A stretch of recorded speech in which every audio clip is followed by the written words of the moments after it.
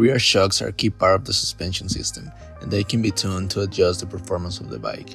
One way to tune a rear shock is to add tuck-ins.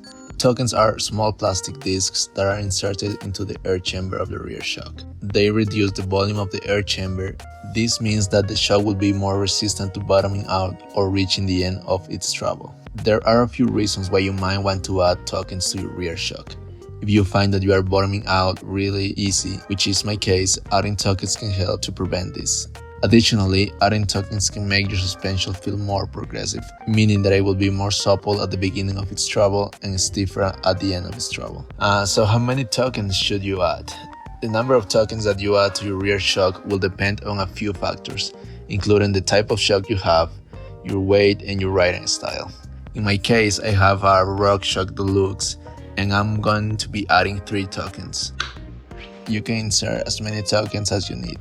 I will be installing 3 tuck-ins, which is the max capacity of this shock.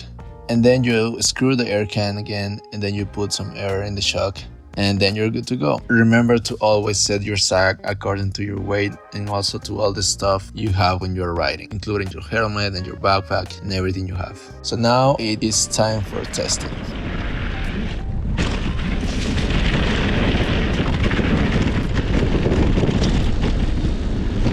I put 180 psi and the sag is at about 25%. And as you can see, the rear shock is not bottoming out anymore.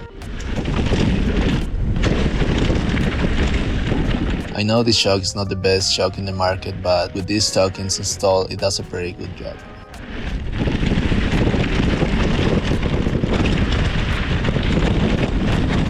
So I did fix the problem of bottoming out too easily by adding 3 tuck-ins to this shock. And I would say it improved by about 10%, which it doesn't look that much, but it is a lot compared to what it was.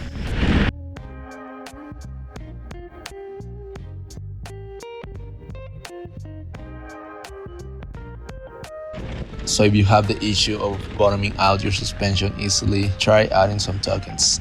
It could help a lot.